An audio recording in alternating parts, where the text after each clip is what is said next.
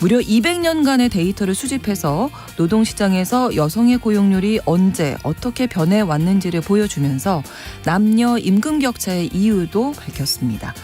특히 2021년 기준 남녀 임금 격차가 31.2%로 26년째 OECD 1위를 기록하고 있고 합계 출산율은 OECD 최하위인 우리나라 현실에서 그녀의 연구는 시사하는 바가 매우 큰데요. 오늘 뉴스픽에서는 클라우디아 골딘 교수의 연구를 바탕으로 우리 사회의 현실 다시 한번 되짚어 보겠습니다.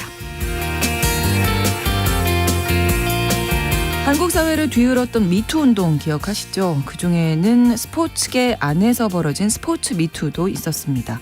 지난 2019년 소치올림픽과 평창올림픽에서 금메달을 획득한 국가대표 선수가 코치로부터 오랫동안 신체적 폭력 또 성폭행에 시달렸다며 직접 피해를 공개해서 큰 파장을 일으켰고요.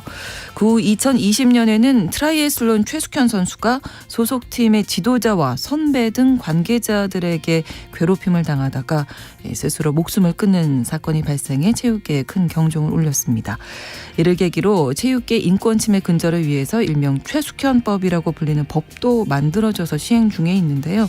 실제로 스포츠계 안에 변화가 진행되고 있을지 궁금합니다. 오늘 서혜진의 범죄연구소에서 스포츠 미투 다뤄보도록 하겠습니다. 10월 17일 화요일 신성원의 뉴스 브런치 문을 여겠습니다.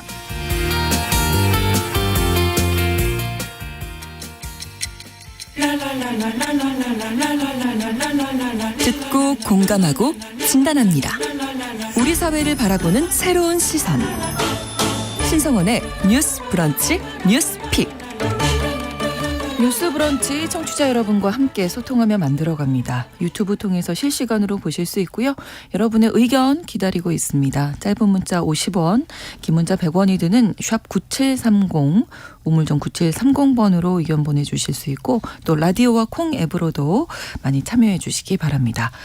화요일의 뉴스픽은 한겨레 신문 박다혜 기자, 조성실 시사평론가 두 분과 함께하겠습니다. 어서 오세요. 네, 안녕하세요. 네, 반갑습니다. 날이 부쩍 쌀쌀해졌습니다. 네, 네. 어제는 낮에도 좀 춥더라고요. 네, 그러니까 건강 정말 조심하셔야 될 것 같고요. 일단 저희 오늘 뉴스픽에서는 여성 노동시장 이런 이야기들 나눠볼 텐데 노동시장에서의 여성을 연구해서 노벨 경제학상에 선정된 클라우디아 골딘 교수에 대한 이야기 먼저 해보겠습니다.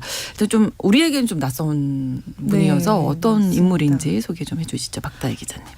네, 제가 지난 시간에 아마 살짝 언급만 하고 넘어갔었는데 한국에 이제 커리어 그리고 가정이라는 책이 번역이 돼 있어요. 네. 근데 조금 이제 짐작을 하다시피 여성들이 왜 성별에 따라 임금의 격차가 차이가 나는가, 여성 노동자들은 어떻게 이 고용률이 달라졌는가 이런 것들을 좀 연구를 해온 분인데 네. 사실 본인 스스로도 그 유리천장을 깼다고 볼 수 있을 것 같아요. 네. 아까도 소개해 주셨지만 하버드대 최초로 이제 여성 경제학과 교수가 됐고요. 그다음에 네. 그 노벨 경제학상도 아마 노벨상 수상자들 리스트를 한번 쫙 보시면 아실 거예요. 여성이 거의 없거든요. 그렇죠. 그 소위 말하는 남성의 분야라고 여겨지는 경제학상은 더더욱 그렇고요. 지금까지 이제 여성이 한 2번 정도 수상한 적이 있는데 모두 공동 수상이었고 여성 경제학자가 단독으로 수상한 건 이번이 처음입니다. 거의 90년 가까운 역사가 있는데도. 그렇군요. 그래서 네.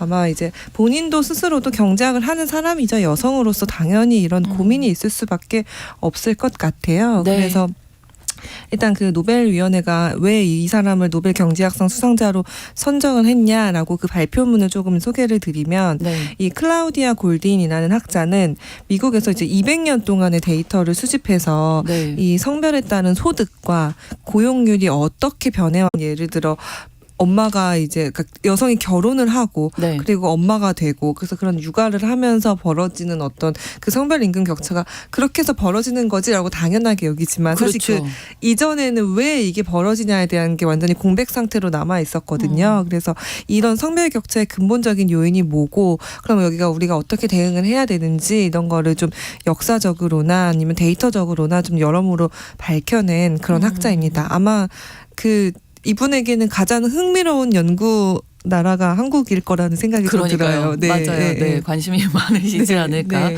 그냥 스스로도 이제 아마 여성이기 때문에 이런 음. 연구에 대해서 주제에 대해서 관심이 조금 있었을 더, 것 네. 같고요.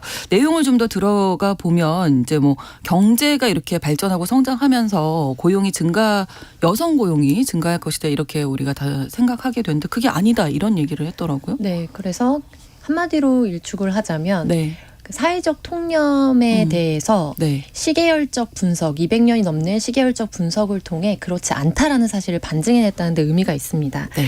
이제 자본주의 사회가 발달해 나가고 또 여성의 교육률이 높아지면서 이전에는 취업하지 못했던 그냥 집에서 집안일을 하는 여성으로 남아있던 여성들이 삶의 질이 점점 더 나아지고 있다는 게 사실 사회적 통념이었거든요. 네. 그런데 그것은 짧게 50년에서 100년 정도만을 봤을 때의 이야기이지 이것을 200년 넘게 특히 미국을 중심으로 해서 펼쳐서 봤을 때는 네. 사실 우리가 생각하는 산업화 이전에 가정 안에서 노동력으로서 지금으로 치면 취업을 한 상태의 여성들이 굉장히 많았다.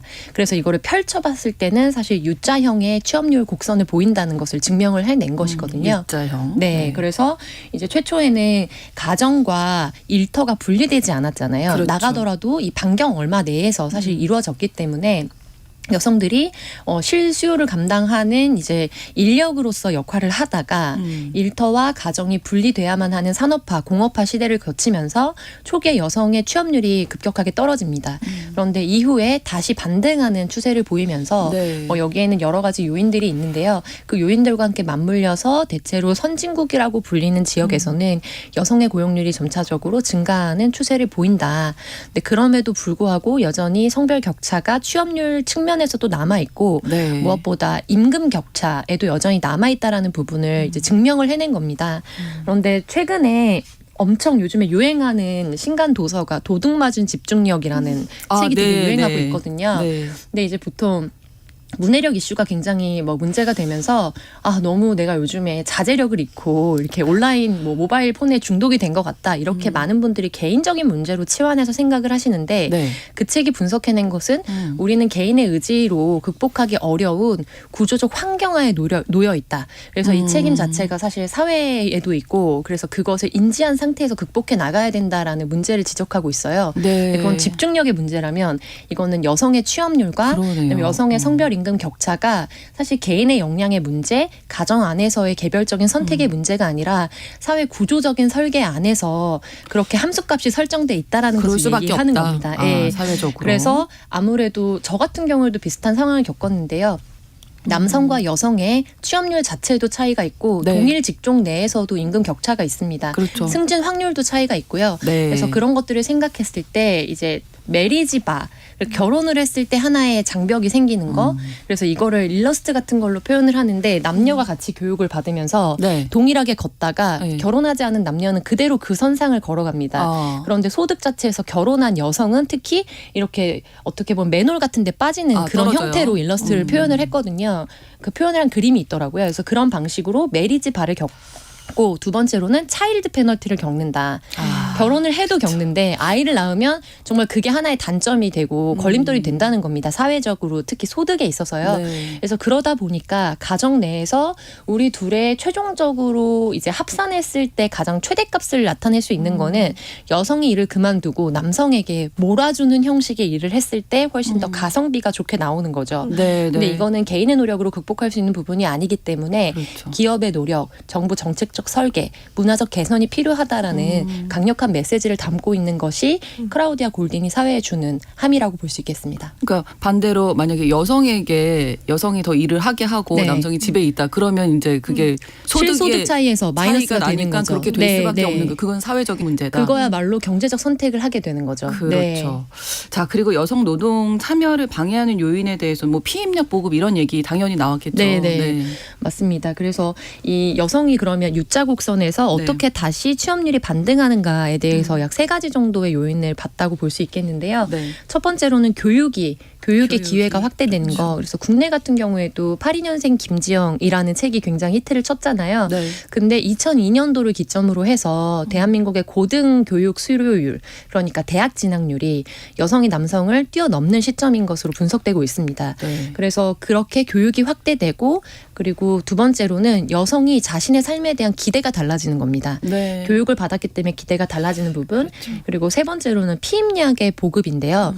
실제로 미국 내에 여러 가지 뭐 직접 증거가 있을 때는 그 데이터를 쓰고, 그렇지 않을 때는 간접적으로 그거를 보여줄 수 있는 데이터를 써서 피임약을 대중적으로 보급하게 되면서 여성의 사회 참여율이 높아지는 것, 그리고 의학, 법학, 경제학 같은 경우에 네. 이제 전문직으로 진입할 수 있는 기회의 장이거든요. 그렇죠. 그래서 그것을 이제 공부하게 되는 전문 여성 인력이 많아지게 됐던 부분들을 증명해냈습니다. 네. 그래서 이 피임약과 임신의 시기를 결정하고 아이 자녀 수를 결정하는 것이 여성의 그 삶을 선택하는 기회에 있어서 어떻게 직결되는지에 대해서 굉장히 중요한 부분을 지적해낸 거라고 볼 수 있겠습니다. 그러니까 반대로 이제 아까도 말씀해 주셨지만 결국 이 성별 임금 격차가 나거나 고용률에 있어서 격차가 날 수밖에 없는 건 결혼과 아이 네. 돌봄, 양육이 정말 저 그래서 사실 컸네요. 네. 네. 그 여성이 아이를 낳지 않는 선택은 정말 그 소위 말하는 경제학자들이 말하는 굉장히 합리적인 선택이거든요.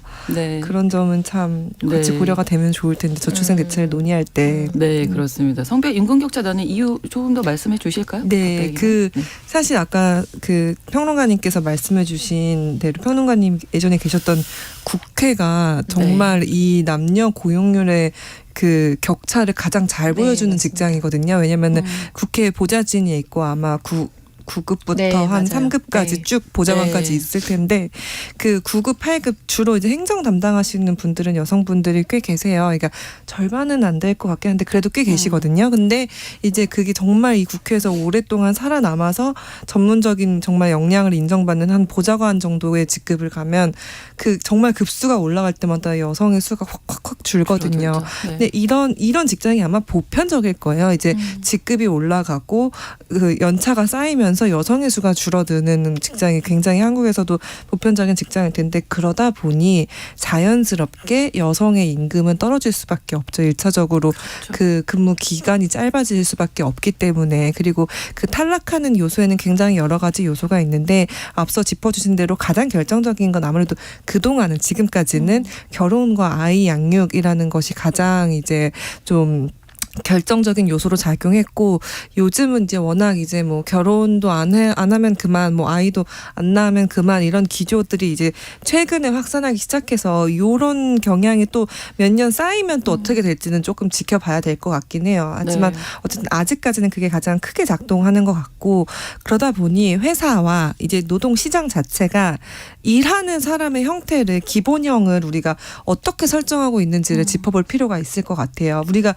보통 노동자란 어떤 모습일까라고 상상을 하면 너무 안타깝게도 여성 노동자가 먼저 떠오르진 않거든요. 네. 저희도 사실 어렸을 때 아빠는 일하고 엄마는 집에서 네, 이제 네, 이제 네. 가사 노동을 하시는 것을 너무 자연스럽게 떠올리는 세대가 아직 여기 있기 때문에 더더욱 그럴 텐데 회사 역시도 사실은 가능한 장시간 근무할 수 있는 남성 노동자를 사실 선호할 수밖에 없는 거고 뭔가 변화가 없는 그렇죠. 네. 그런 뭔가 이 집안 사실 그러면 안 되지만 가사 노동이라는 이 변수에서 제외된다고 생각하는 네. 그러니까 일에 온전히 집중할 수 있을 거라고 생각하는 이 남성 노동자라는 거를 이제 기본형으로 하다 보니 회사가 당연히 저희가 여기서도 채용 차별 이슈를 굉장히 많이 다뤘지만 그런 사람들이 계속 그냥 채용하고 싶어 하는 거예요. 그러니까 선호할 수밖에 없는 거예요. 그리고 이제 이 클라우디아 골딘이 또 집었던 굉장히 중요한 용어 중에 하나가 탐욕적인 직장이라는 단어를 사용해요. 이게 네. 무슨 뜻이냐라고 하면은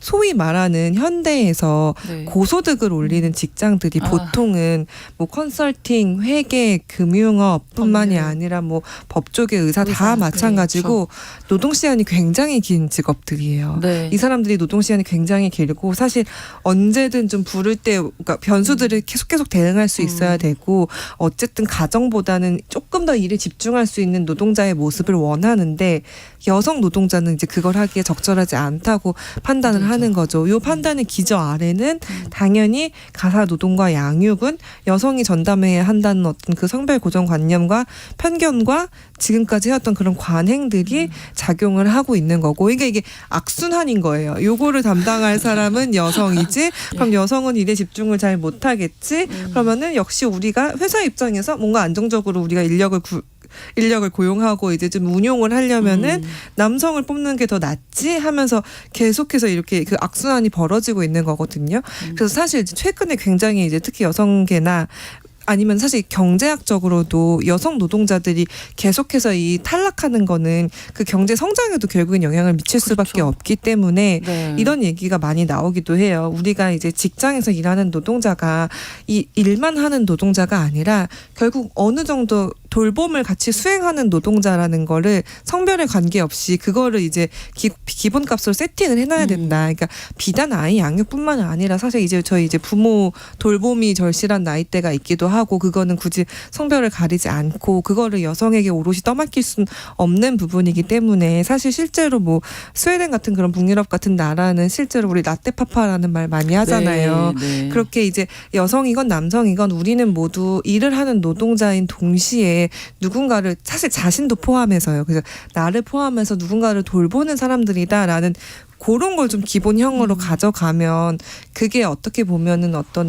적어도 성별에 따른 임금 격차는 조금 줄일 수 있는 어떤 그런 단초가 되지 않을까라고 생각을 하는데 사실 한국은 더더욱 쉽지는 않은 것 같아요. 한국에서는 그렇죠. 여전히 이런 관념이 이제 잡히기에는 가부장제라는 어떤 여전히 남성은 일하고 여성은 가사를 뒷받침한다라는 게 굉장히 강하게 아직 작동하고 있는 나라고 네. 여전히 일부 대기업에서는 조금씩 남성 육아휴직이 늘어나고 있다고는 하나 그건 정말 소수고 많은 중견기업 중소기업 그리고 이제 지역으로 갈수록 굉장히 격차가 심하기 때문에 그렇죠. 그게 결국 아마 한국의 성별 임금 격차 원인의 많은 부분을 차지하지 않을까 그런 생각이 듭니다. 그러니까 어떻게 보면 이 골딩 교수도 첫 단독 수상이라고 하셨잖아요. 예. 노벨 그렇게 훌륭한 경제학 분이. 여성으로서. 예, 여성으로서는. 네네. 근데 경제학자분들이 대부분 그러면 이제 남성분들이셔서 네. 이 문제에 별로 이렇게 관심이 없으셨을 수도 있고 뭐 알고 있지만 굳이 내가 연구까지 할 필요가 네. 있겠나. 네. 그래서 의미가 있지 않나 그런 생각이 네, 드네요. 그래서 실제로 그런 평가를 네, 받고 네. 있고요. 그러니까 이 연구를 평생에 걸쳐서 했는데 그 중에 네. 또 일부는 같은 경제학자인 남편과 공동 연구를 아. 했던 것으로 알려져 있습니다. 네, 네. 근데 이제 이번에 이 노벨 경제학을 단독 수상하게 된 것에 또 본질적인 어떤 의의를 찾아보자면 경제학은 개인의 합리적인 선택이라는 네. 기본적 철학적 전제에서 이 현상을 바라보고 분석을 하거든요. 네. 그런데 개인의 합리적 선택이 그 대전제에는 사실은 사회 구조가 깔아놓은 대전제 속에서 합리적 선택을 했기 때문에 가능한 이런 거죠. 결과가 나온 것이지 그렇죠. 대전제가 바뀌지 않으면 최선의 합리적 선택이 불합리한 결과를 낳을 수 있다라는 것을 굉장히 구조적 측면에서 이제 분석을 해냈다는 것에 이 경제학상 수상의 또 의의가 단순히 그러네요. 뭐 성별이 여성인 학자가 단독 수상을 했다는 것을 넘어서 이 모든 네, 것을 네, 총망라하는 그러네요. 부분인 것 같아요. 네. 그리고 실제로 주류 경제학이 관심 있어 하지 않았던 그러나 거의 대다수의 당사자들이 겪고 있는 이 차별의 문제를 경제학적으로 분석해냈다. 이런 부분에서 좀 굉장히 좀 어떤 면에서는 감격까지 느낄 수 있는 네, 부분이었던 네, 것 같습니다. 왜냐하면 지난 10여 년에서 20여 년간 국내의 저인구화와 관련된 여러 논의들이 있었고 그럴 때마다 나왔던 것이 결국에 이 저인구화의 문제는 노동시장의 격차의 문제로 해결해야 된다라는 것이 뭐 국책연구소라든지 제가 뭐 몸담았던 시민단체, 몸담고 있는 시민단체라든지 이런 데서 동일하게 나왔던 메시지거든요. 네. 결국에 렌즈를 투과하면 이거는 노동시장의 차별을 문제를 해결해야지만 되는 것이다. 근데 제가 이제 보육 관련 국가의 이제 정책위원회 같은데 위원으로 참여도 했었거든요. 근데 실제로 이제 부처 간에 좀 장벽이 있기 때문에 네. 보건복지부에서 주로 그 업무를 다룹니다. 근데 가서 결국에 이거는 이제 고용노동부와 연계되지 않으면 절대로 해결될 수 없는 문제다라고 하면 또 담당자들이 자기 직무의 범위가 있잖아요. 그렇죠. 이제 그러다 보니까 그거는 여기서까지 다루기는 어려운 문제고 여기서 해결할 수 있는 사안을 달라 의견을 달라라고 얘기하게 되거든요. 네. 그래서 그런 부분에서 우리 사회가 결국에 고질적인 전제를 바꾸지 못한 상태에서 이제 부차적인 문제만을 계속 변죽을 울리고 있지 않나라는 비판으로 좀 이어졌던 배경이라고 저는 생각이 많이 들어요. 그래서 그 부분에서 이번에 이제 한국 상황이 이 U자 곡선에서 U자가 올라가고 있지 않은 선진국 네. 중에 OECD에서 경제 수준이나 네. 이런 것들을 봤을 때 유가 좀 뚫려 있는 거죠. 유가 지금. 그래서 끝이 올라 제대로 반등하고 있지 못한 네. 그래서 그런 부분에서 실증적 연구를 하기에 가장 적합한 좀 상황이라는 점이 이번 경제학상 수상과도 좀 직결되는 부분인 것 같습니다. 이 골든 교수도 특히 우리나라 저출생 관련해서도 얘기를 했더라고요. 네, 정확하게 이제 언급을 했고 본인도 네. 이제 정확하게 인지를 하고 있었고요. 이제 그 수상 이후에 하버드대에서 기자회견이 열렸고 거기에 이제 한국 기자들이 좀 참석을 해서 이제 네. 이 한국의 저출생 현상을 알지 않냐 이렇게 여성의 일과 가정의 균형을 이루지 못하는 점이 여기에 영향을 미친다고 보냐 이렇게 했을 때 정확하게 한국은 0.86명이죠 이렇게 이제 얘기를 하면서 좀 그 원인을 얘기를 했다고 해요. 그러니까 특히 이제 그 골딘이 얘기한 점은 이제 한국이 워낙 빠르게 경제 성장을 하다 보니 이 경제가 성장하는 속도와 우리가 아까 말했던 어떤 그 가부장제가 아닌 조금 더 성평등한 노동시장을 향한 고민과 가치관 그리고 그것들의 변화가 따라오지 못하기 때문에 그 차이가 발생해서 그 점이 원인이 아니겠느냐라고 이제 좀 설명을 했고 또 하나로 이제 사실 아까 저희가 말씀드렸듯이 굉장히 중요한 건 한국의 기업 문화가 굉장히 중요하다. 비단 어떤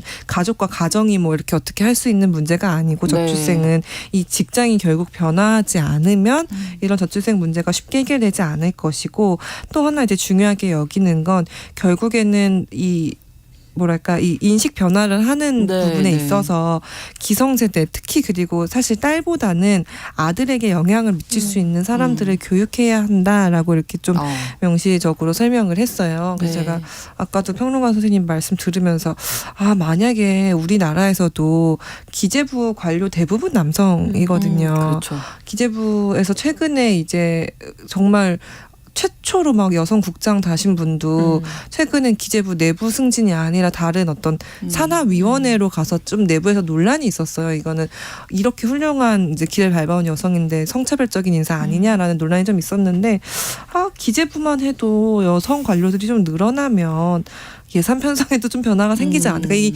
중요도와 우선순위 판단하는 데 변화가 생기지 않을까라는 좀 생각이 들고 실제로 또 저 지인 중에도 이제 경영학 쪽을 공부하는 지인분이 계신데 네. 그분도 논문 주제를 약간 이렇게 양육과 요걸 같이 하는 그 기업인의 경험을 주제로 삼았더니 그 주변에 비슷한 그 경영학과 지도 교수님들을 포함해서 여러 교수님들이 근데 이런 주제로 연구하면 임용되기 힘들 거야. 이런 거는 주요한 마이너한 주제가 아니기 주제이기 때문에 그렇군요. 웬만하면 이런 거 연구하지 말라는 얘기를 되게 많이 들었다고 하더라고요. 노벨상 이제 받으셨으니까 이제 얘기 좀 달라지지 않을까요? 전환이 됐으면 왜냐면 하는 이 그런 커리어 바람이 그리고 가정은이라는 네. 책이 한 2년 정도 전에 국내에 번역이 번역이 돼서, 됐었거든요. 네. 근데 지금 예약 판매만 가능하더라고요.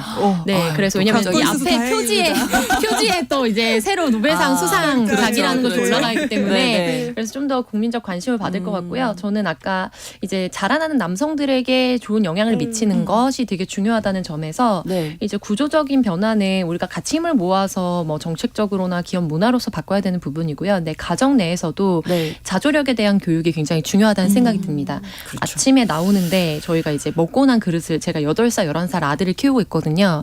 중요한 역할을 하시는 네네. 먹고 난 그릇을 네. 저녁에 식기세척기 한번 돌릴 수 어. 있도록 싱크대에 넣는 걸 지금 훈련하고 있는데 넣고 물 틀어놓고. 네네. 그런데 그냥 막 담아놔요. 그냥 싱크대에 넣기만 하는 거예요. 네. 그리고 어떤 경우에는 이제 채수통에 넣으라고 했더니 그냥 막 흩어놓는 거예요. 그래서 아침에 다시 불러서 이거를 물로 다시 해놓고 확실하게. 그래 담아놔야 다음 사람 당번인 사람이 훨씬 더 효율적으로 일을 할 수 있는 거. 자기 빨래는 자기가 개는 거. 네. 근데 자기 방은 자기가 청소하는 거. 근데 우리 사회에 그 분명한 위계가 있거든요. 돌봄은 결국에는 성공하지 못한 사람이 성공한 사람을 밀어주기 위해서 해야 되는 일이라는 암묵적인 약간 차별이 있기 뒤치다꺼리? 때문에 그렇죠. 네, 맞아요. 네, 정확합니다. 너는 나아가라. 그런데 네. 그런 관점을 바꿔야 된다. 예, 잠시 후에 저희가 또 이 이야기, 우리 현실의 이야기를 짚어보도록 하겠습니다. 11시 30분부터 일부 지역에서 해당 지역 방송 보내드립니다.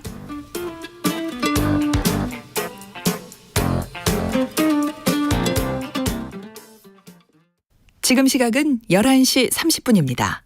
KBS. 여러분은 지금 KBS 1라디오 신성원의 뉴스 브런치를 함께하고 계십니다. 올해 노벨 경제학상에 클라우디아 골딩 교수가 수상을 한 이야기 나누고 있는데요. 이제 우리 사회의 실태도 들여다볼 텐데 박다혜 기자님 못다한 말씀 있으시다고요, 관련해서. 네. 아까 너무 훌륭한 교육을 해주시고 아드님을. 있다고. 네. 아니면 제가 다 해야 되는 네, 일이니까. 말씀을 드린. 근데 이게 합리적으로. 중요해요, 정말. 네, 정말 중요한 게 그리고 이게 남성분들한테 이제 어떤 추가적인 그게 뭐 안 좋은 게 아니에요. 왜냐하면은 네, 네, 네. 이거를 배워놔야 사실 현재 그러니까 이런 걸 접하지 못한 지금 현재 한 40대 50대 이상 중장년층 남성들만 해도 뭐 그들이 결혼을 하면 사실 대부분 아내한테 의지를 하시겠지만 뭐 아내랑 사별을 하거나 뭐 이혼을 하신 경우도 있을 거고 아니면은 결혼을 안 하신 경우도 있을 텐데 그분들이 가장 어려워하는 게 이 자기 돌봄이 안 되는 부분이거든요. 네, 스스로 나에 대해서. 네, 사실 그렇죠. 여성들은 하다못해 뭐 유튜브를 보고 요리라도 툭딱툭딱 해서 먹을 수 있는데 이분들은 그러니까 그런 거 자체에 대해서 너무 낯선 문화가 있으신 거예요. 그러니까 계속해서 어떤 구청이나 지자체에서 어떤 반찬을 계속 지원해 준다던가 이렇게 되는데 사실 그게 결국에는 그 남성분들의 고독사 비율이 훨씬 높은 원인으로 가기도 하거든요. 네. 그리고 또 하나는 사실 그 특히 젊은 남성분들은 어떤 이런 가부장제를 벗어나고 이런 게 본인들한테 혹시 이 추가적인 부담이 되거나 이러지 않나라고 생각하시는 경우가 많을 텐데 그게 아니고 그러니까 이렇게 사실 성평등한 노동시장이 이뤄지고 성별 임금 격차가 줄어들수록 소위 말하는 왜 결혼해서 남성이 더 많이 부담해야 돼? 이런 질문을 던지기 어려워지거든요. 그러니까 그러면 던질 필요가 없어지는 그렇죠. 거예요. 사실은 그동안에 수입이 여성들이 정말 비슷해지고. 많이 부담을 졌답니다. 이렇게. 약간 그래서 맞습니다. 그래서 약간 그게 나한테 손해가 아니라는 거를 남성분들이 좀 잘 인지하는 것도 필요할 것 같아요. 네. 그러니까 저희가 그간에 뭐 우리나라 성별 임금 격차 OECD 국가 중에서 1위다 뭐 많은 이야기 나눴습니다. 여성들의 일자리가 좀 저임금이고 불안정한 경우가 많다 이런 얘기도 많이 나눴는데 최근에 그 의미 있는 판정이 있어서 이 얘기를 나눠보려고요. 육아휴직에서 복귀한 직원을 승진해서 탈락시킨 사업주에게 처음으로 중앙노동위원회가 시정명령을 내렸는데 이게 그 제도가 생긴 거죠. 네. 제가 네네, 박다혜 네, 기자님. 맞습니다. 이게 처음으로 이제 이런 판결이 나와서 진짜 의미 있다고 말씀을 드릴 수 있는데요. 네. 이게 지난해 5월에 남녀고용평등법이 이제 개정이 됐어요. 네. 그래서 이렇게 성차별을 당한 근로자가 이제 노동위원회에 시정을 신청할 수 있게 한 고용상 성차별 시정 제도라는 게 도입이 됐고 네. 그 말씀하신 판결이 요 제도가 도입된 뒤에 처음으로 이제 시정 명령 판정이 나온 거예요. 네. 그래서 이제 말씀하신 대로 중앙노동위원회가 육아휴직에서 복귀한 직원은 너는 승진의 대상자가 아니야라고 이제 사업주가 이제 판단을 했는데 그거에 대해서 이거는 명백한 남녀차별 행위다. 그러니까 요거를 시정하여라라고 이제 명확하게 판단을 내린 첫 의미 있는 네. 사례입니다. 그 네. 이유가 어떤 건가요, 구체적으로? 네, 구체적으로 보면은 해당 이제 직군에서 일하고 있는 여성 노동자와 남성 노동자의 비율이 네. 이제 남성이 더 2.5배 정도 많은데도 불구하고 실제로 육아휴직을 다녀온 경력을 보면 여성이 또 두세 배 많게 되는 그렇겠죠. 이상 많게 되는 네. 그런데 육아휴직을 다녀왔다는 이유로 승진해서 차별을 겪거나 배제된다면 결국 그거는 개인에 대한 배제, 개인 역량에 대한 평가가 아니라 여성이라는 그룹 자체를 배제시키게 되는 결과를 마련한다는 것, 결과로 이어진다는 거죠. 그렇죠. 그래서 이것이 결국에 남녀고용평등법이 방지하고자 하는 이제 회사 내에서의 차별에 해당한다라는 판시를 한 거고요. 네. 그래서 이거 자체는 앞으로 이제 선례가 됐기 때문에 이후에 유사한 경우에 다시 또 시정 명령이 내려질 수 있는 근거가 됐다는 점에서 큰 의의가 있다고 할 수 있겠습니다. 근데 이거를 크게 넓혀서 보면 네. 사실 우리나라의 남녀고용평등법이 도입된 지 얼마 안 됐거든요. 80년대 중후반 정도에 도입 도입된 것으로 알려져 있는데 그 전에는 근로기준법과 헌법에 명시되어 있는 뭐 여성 노동자의 뭐 근로를 보호할 의무 그리고 남녀를 차별하지 않을 의무 뭐 이런 정도에 근거해서 판결을 내려왔습니다. 그런데 이제 공사 중에 하나였던 예전에 전화교환원이라는 네, 직군이 네. 있었잖아요. 맞아요. 근데 전화교환원의 경우에 이제 남성보다 12년 정도 정년이 빨랐거든요. 그런데 한 공사 내에 전화교환수라는 직종이 있고 다른 또 직종이 있을 거잖아요. 근데 타 직종보다 전화교환수라는 특성 때문에 사실은 12년을 이제 짧게 잡은 거다라고 사측에서는 주장을 했고 거기에 처음 소송을 걸었던 여성 노동자가 있었습니다. 네. 그래서 1심, 2심까지는 사측의 손을 들어줬거든요. 그런데 대법원에서 결국 전화교환수 직종에서 일하는 사람들이 대다수가 여성인데 네. 명확한 근거 없이 이렇게 여성이 다수인 직종을 이렇게 정년을 짧게 설정한 것은 결과적으로 여성 노동자를 직장에서 배제하는 결과를 낳기 때문에 이제 불합리하다라는 최종 판결이 나왔고 네. 그거를 더 구체적으로 판시하기 위해서 제정된 법이 남녀고용평등법입니다. 그래서 그런 맥락과 이제 함께 봤을 때 우리 사회가 여전히 이제 성별 임금 격차도 남성이 평균 100만 원을 벌 때 여성이 70만 원 정도밖에 벌지 못하거든요. 네. 근데 이제 그러면 그 근거로 여성이 소득이 낮은 직종에 근무하거나 직급 자체가 낮기 때문이다라고 주장하시는 경우도 있는데 물론 그 부분도 반영이 됩니다만 같은 대학을 나와서 비슷한 직종에서 일하는 여성과 남성의 소득을 비교했을 때도 네. 실제로 동일 직무 기준 성별 임금 격차가 20% 정도 나고 있습니다. 이거는 우리 국내 자료가 아니고요. 영국 과학저널 네이처 인간 행동이라는 자료에 따른 거고요.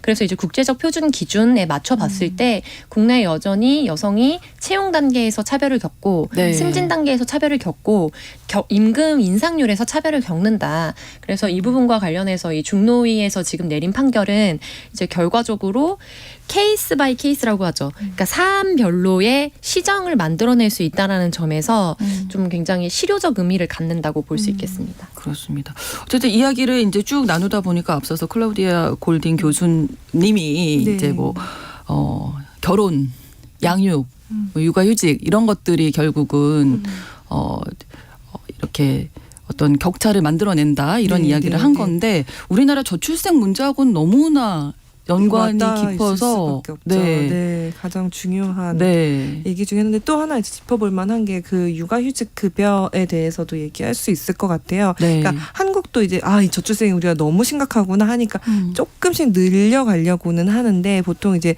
육아휴직을 했을 때 이게 기존에 휴직을 하지 않았을 때 소득을 어느 정도 대체할 수 있느냐 그 소득 대체율이 한국 같은 경우는 40%대거든요. 한 네. 44.6% 정도 되는데 사실 거의 한 OECD 국가 중에 한 27개국이 이 제도를 운영을 하면 그중에 17번째로 사실 높지 않아요. 그리고 우리가 어떤 이런 매일 그 정부에서 얘기하는 어떤 이 절박함에 비하면 더더욱 사실은 높지 않고 이 대체되는 소득이 너무 낮다 보니까 이런 거예요. 그러니까 이미 기존에도 남성이 더 높은 경우가 많기 때문에 기왕에 그러면은 희생할 수 있는 건 여성으로 하자라고 해서 그 아까 처음에 말한 저희 그 악순환이 시작되는 그 길이 네. 그렇게 시작이 되고 그래서 이 소득 대체를 높여야 한다는 얘기들도 좀 계속 나오기는 해요. 정말 사실 뭐 에스토니아, 슬로베니아, 칠레 같은 나라도 100%고 거의 70% 이상 되는 나라들도 몇 개 더 있거든요. 근데 그래서 이 소득 대체를 조금 더 높여주면 남성이 그 본인이 조금 더 임금을 많이 버는데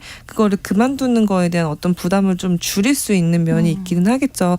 그리고 또 하나는 사실 이미 이 소득에 따라서 월급이 한 210만 원 밑으로 받으시는 분들은 육아휴직을 거의 쓸 수가 없거든요. 왜냐하면 그러면은 생계가 유지가 안 되는 경우가 많다 보니까 그래서 이제 그런 점을 좀 유의할 필요도 있고 아까 또 말씀하신 분 예전에 이런 다큐가 화제가 된 적이 있어요. 그 똑같은 대학교에 똑같은 학과를 나온 학생들이 한 10년 후 20년 후 어떻게 살고 있나 이렇게 이거를 추적해간 다큐멘터리였는데 네. 보니 이제 여성들은 대부분 이제 직업이 없는 가정주부가 됐거나 이게 한 번 사실 아무리 고학력자라도 특히 한국처럼 모두가 사실 대졸을 거의 사실상 많은 분들이 대학교를 졸업하는 경우에는 네. 그 한 번 이 탈락 노동시장에 탈락하는 순간 재진입하기가 너무 어려운 거예요. 어렵죠. 내가 재진입을 할 때 내가 이전에 갖고 있던 것과 비슷한 형태의 비슷한 임금을 받는 그 일자리로 진입하기가 굉장히 어렵기 때문에 계속해서 악순환이 발생하는 거라서 이 지점도 좀 염두에 둘 필요가 있을 것 같습니다. 네, 그러니까 클라우디아 골딩 교수도 사회적인 인식, 제도적인 변화가 필요하다 이런 이야기를 했는데 우리 정부의 정책, 뭐 제도 같은 것들 또 많이 바뀔 부분이 있겠죠. 네. 저는 이제 국내에서 복지제도의 사회적 편차를 줄여야 된다라고 말씀드리고 싶은데요. 네. 이제 실급여에 대해서 그러니까 육아휴직을 했을 때 받게 되는 수당이나 이런 부분들이 이제 상한선이 있었던 게 문제가 됐습니다. 그런데 저는 그것도 못지않게 문제지만 역으로 이제 중위소득 미만의 소득을 갖고 있는 맞벌이 부부에게 있어서 뭐 80% 70%를 보존하면서 실제로 마이너스가 10만 원, 20만 원씩 생긴다는 거는 엄청나게 큰 돈이 되는 거거든요. 그런데 우리 사회가 이제 아무래도 대기업과 공공기관의 육아 복지가 계속 늘어나는 한편 그렇지 않은 중소기업이나 5인 미만 사업장 같은 경우에는 전혀 어떻게 보면 사각지대처럼 방치되는 그 사회적 양극화가 계속되어 왔어요. 네. 그래서 그런 측면에서 예를 들면 이제 어떤 클러스터를 형성해서 육아휴직 대체 인력을 사실 개인적으로 회사에서 이제 뭐 대체할 수 없으면 그거를 회사 차원에서 인력을 고용하고 뭐 지원금을 주는 형식이 아니라 네. 정부에서 그런 뱅크 형식을 좀 지원해 준다든지 이런 방식으로 꾸준하게 그 격차를 줄여줘야 사실은 아이를 낳고자 하는 의지가 있는 가정에서 선택지로 출산을 선택할 수 있다. 네, 네, 네. 근데 이제 그런 부분에 있어서 좀 그림의 떡처럼 느껴지게 되는 제도가 좀 많이 도입되는 부분도 안타까운 부분입니다. 그렇습니다. 박다혜 기자님 마무리 말씀. 네. 저도 이제 말씀하신 것 중에 되게 동감하는 게 제가 요즘 들어 감지하는 어떤 사회적 분위기 중에 하나는 네. 사실 미혼 비혼이 또 늘면서 그 사실 기존에 이제 기혼 결혼을 하고 특히 이제 육아휴직을 가는 여성과의 갈등도 벌어지더라고요. 맞아요. 네, 사내에서.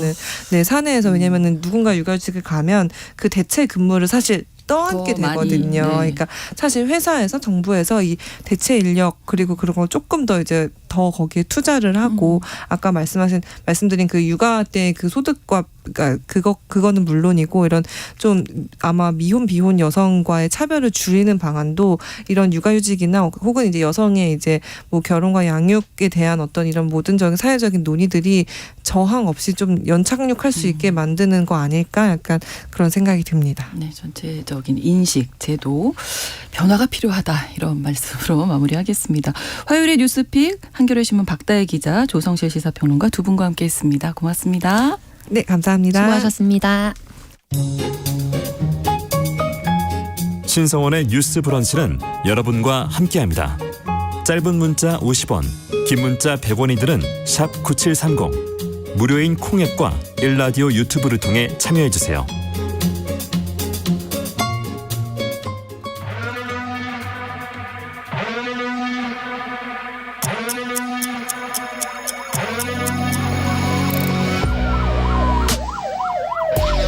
범죄를 통해 우리 사회의 이면을 살펴본다. 뉴스 브런치 서혜진의 범죄연구소. 우리 사회에서 벌어지는 범죄를 통해 세상의 이면을 살펴보고 또 더 나은 사회로 가기 위해서 연구합니다. 서혜진의 범죄연구소, 오늘도 서혜진 변호사와 함께하겠습니다. 어서 오세요. 네, 안녕하세요. 자, 오늘은 어떤 이야기 나눠볼까요? 네, 오늘은 스포츠 미투, 체육계 음. 미투에 대해서 알아보도록 하겠습니다. 네.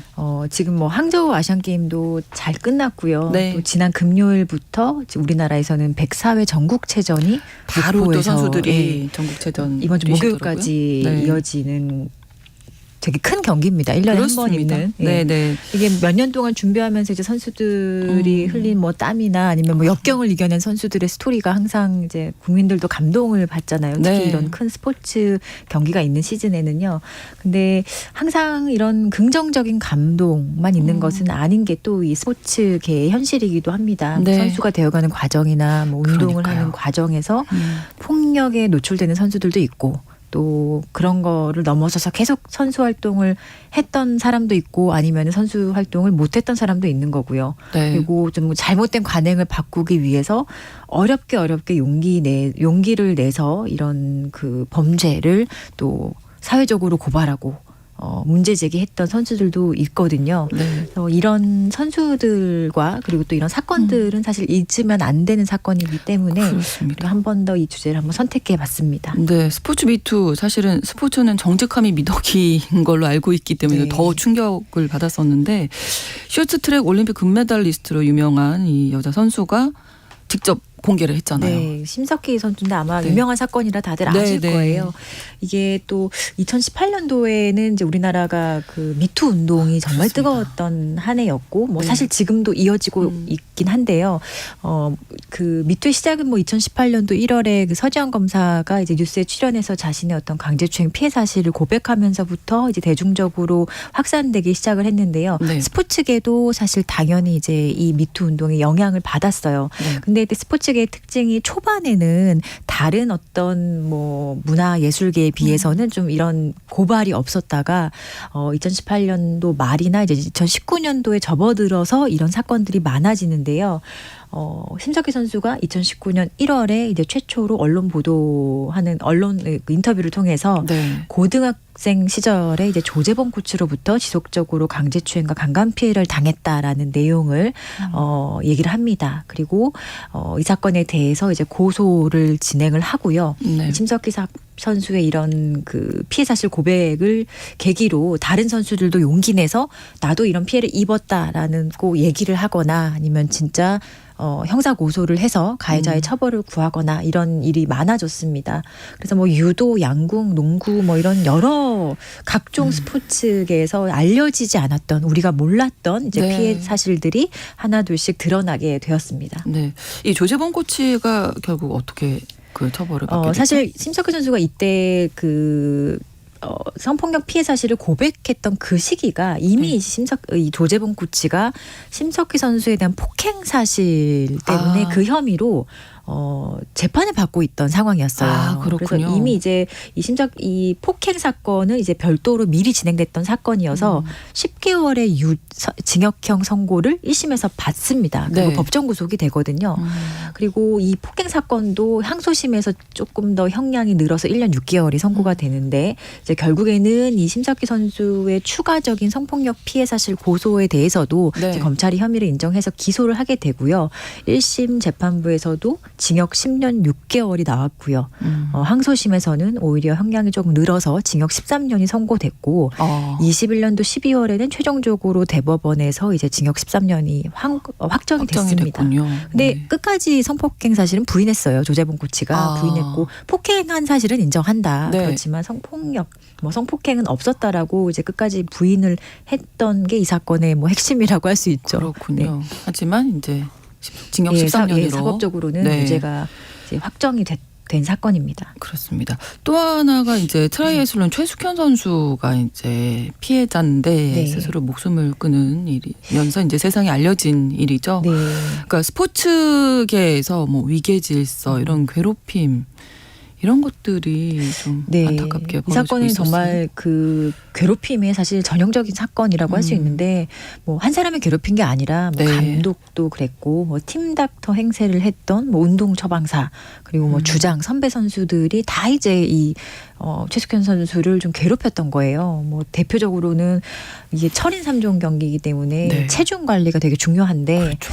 뭐 체중이 좀 늘어나자 뭐 빵을 막 강제로 많이 먹이고 토하고 그렇게 반복하게 했다는 거예요. 먹고 토하기를 반복하게 하면서 체중이 왜 조절 못하냐 이런 식으로 좀 네, 비난하고 또 신체적인 폭행은 되게 일상적으로 일삼았고요. 그리고 유언비어를 터뜨리고 사실 이런 반복된 괴롭힘 때문에 최숙현 선수가 결국에 이 가해자들에 대해 고소를 하기도 했는데 그 고소의 어떤 수사 과정도 제대로 지켜보지 못하고 엄마에게 이 사람들의 좀 죄를 밝혀달라 이런 문자 메시지를 남기고 투신한 정말 안타까운 사건입니다. 심지어 이 사건이 심석희 선수 사건에 이제 언론에 보도되고 사람들이 많은 관심을 받으면서 스포츠계에 이런 사건이 있네라고 좀 문제의식을 가졌던 상황 이후의 일이잖아요. 참 이런 사건이 있었음에도 불구하고 실제 선수들이 처해 있는 현실은 전혀 이제 변한 것이 없다는 것을 보여주는 사실 대표적인 사건인 것 같습니다. 네.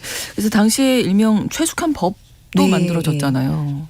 최숙현 법이라고 할 게 뭐 새로운 특별법이 만들어진 건 아니고 네. 기존의 어떤 그 체육계에 관련된 여러 가지 이제 뭐 정책이라든지 뭐 국가와 지방자치단체 역할 뭐 이런 것들을 규정한 국민체육진흥법이라고 있는데요. 네. 이 법률이 조금 개정이 됩니다. 아. 가장 그 눈에 띄는 변화는 이런 그 스포츠 계에서 일어나는 여러 인권 침해 있죠. 뭐 폭행이라든지 성폭력이라든지 여러 가지 인권 침해적인 요소가 있는 사건에 대해서 네. 어떤 별도의 독립적인 인권 전담 기구를 만들어서 여기서 우리가 한번 조사해 보자. 근데 기존에는 되게 좀 이런 신고센터가 산재에 있었거든요. 뭐 문체부 산하에도 있었고 네. 대한체육회에도 있었고 되게 여러 가지가 있었는데 이런 여러 가지 사건을 겪고 문체부 스포츠혁신위원회도 있었고 뭐 대한체육회 스포츠혁신위원회 뭐 이런 것도 있었는데 네. 공통적으로 좀 독립된 조사기구 이런 센터를 만들자라고 해서 만들어진 것이 있는데 그게 바로 스포츠윤리센터입니다. 그래서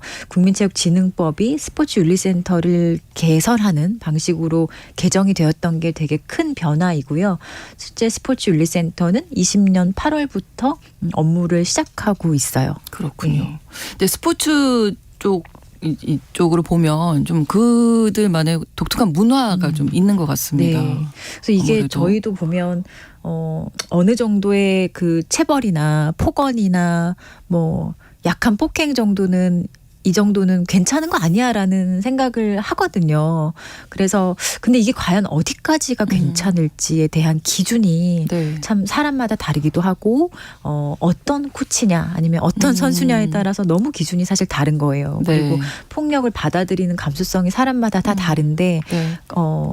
누군가가 정해준 잘못된 기준에 맞춘다고 하면 사실 또 너무나 거기에서 좀 부당하게 생각하는 사람들은 사실 운동 이어갈 수 없거든요. 그렇죠. 그래서 이런 사실 좀 명확한 기준이라든지 어떤 스포츠 업계에서 뭐 지도자의 역할 이런 거에 대해서 우리가 너무 좀 관심이 없었던 것도 있거든요. 그저 성적을 잘 내는 것이 이제 이 그렇죠. 스포츠인들이 반드시 해야 될 것이다. 물론 네. 스포츠 정신도 중요하지만 사실 우리는 엘리트 스포츠를 육성해 왔기 때문에 가장 중요한 것은 이제 올림픽에서 성적. 내는 메달. 그렇죠. 색깔 거기에만 관심이 있어서 이런 일을 사실상 알고도 방치한 면이 큽니다. 네. 그리고 이게 어린 시절부터 이 엘리트 선수로 그렇죠. 육성이 되잖아요. 네. 그래서 어린 시절부터 사실 제대로 된 뭐 판단 능력을 갖추기 전에 이런 뭐 연습을 하고 뭐 감독님이나 코칭을 코치님이 하고, 이렇게 네. 해라 하면 그냥 그게 근데 법이죠. 거기에 대해서 네. 이게 나중에 생각해 보니 좀 문제가 있다라고 생각할 수는 있겠지만 그 어린 시절에는 이것에 대한 문제 의식을 느끼기 되게 어려운 거죠. 그리고 경우에 따라서는 정말 단순 지도를 넘어서서 뭐 훈계를 넘어선 범죄가 되는 경우도 참 많은데 이게 범죄인지 아닌지 그럼 범죄라고 느껴졌을 때 내가 뭘 해야 되는지 이런 걸 잘 모르는 거죠. 가장 네. 또 문제는 문제 삼기 어렵다는 그 그러니까요. 현실적인 이게 구조. 내가 피해라는 걸 인지를 한다 네. 하더라도 그거를 이게 잘못됐습니다. 이러시면 안 됩니다. 이런 얘기를 하기가 그러면 이 그렇죠. 운동 자체를 못하게 될 그만둬야 수도 되는 거예요. 아예. 그것까지 생각하고 얘기를 네, 하겠죠. 그러니까 대부분 문제 제기하는 선수들은 선수 생활 그만할 각오를 가지고 문제 제기하거든요. 그래서 이게 아직 끝나지 않았는 게 아직도 여전히 이런 스포츠계에서의 이런 성폭력이라든지 폭력 사건이 많은데 네. 심지어 어린 선수들을 이제 보호하고 있는 보호자, 어머니, 아버지, 부모님들도 네. 상담을 하지만 문제 제기하지 못해요. 그러니까 문제 제기하는 거에 대해서는 우리 아이의 미래, 이 스포츠인으로서 이 종목에서 뭘 해야 하는데 네. 여기서 문제 제기했을 때 오는 어떤 부정적인 뭐 불이익이라든지 네. 이런 것들을 계산을 했을 때는 쉽게 문제 제기할 수 없는 환경에 처해 있습니다. 네. 좀 뭐 이렇게 스포츠 미투 이후에 여러 가지 법도 개정이 되고 했는데 뭐 달라졌나요? 근데 체감하는 거 뭐 이런 센터 만들어지고 법률 개정한 건 사실 눈에 보이는 변화이긴 한데 네. 뭐 실제 선수들이 느끼는 그런 변화는 그렇게 크지 않은 것 같아요. 뭐 최숙현 사건 이후로 정말 이게 대대적으로 좀 뜯어 고쳐야 한다라는 여론이 좀 컸었고 그렇죠. 그 이후로 정말 얼마나 변화했는지 그 다음 해에 그 문체부가 실업팀 선수를 대상으로 그 인권침해 실태 조사를 한번 해봤는데 거의 한 9,400여 명이 그 응답자였고 문제였거든요. 네. 근데 응답자 5명 중 1명은 뭐 과거보다 인권 침해가 준 것 같진 않다. 그리고 지금 충분한 어떤 제도적인 장치가 마련됐냐라는 답변에 42%가 충분하지 않다라고 답을 한 것을 보면 네. 그렇게 뭐 대단한 변화라든지 아니면은 변화를 체감하는 그 정도는 상당히 낮은 걸로 보여집니다. 네. 안타깝네요. 모든 분들이 뭐 그렇지는 않겠지만 당연히 이제 예방을 위해서 우리가 함께 노력을 해야 할 것 같습니다. 네. 인식도 그렇고. 오늘은 서희진의 범죄연구소에서 스포츠계에서 폭로된 미투를 정리해 드렸습니다. 서희진의 범죄연구소 서희진 변호사와 함께했습니다. 고맙습니다. 네, 감사합니다. 오늘 마치면서 윤도현의 가을 우체국 앞에서 들려드리겠습니다. 뉴스브런치 화요일 순서 마치고요. 저는 내일 오전 11시 5분에 다시 오겠습니다. 고맙습니다.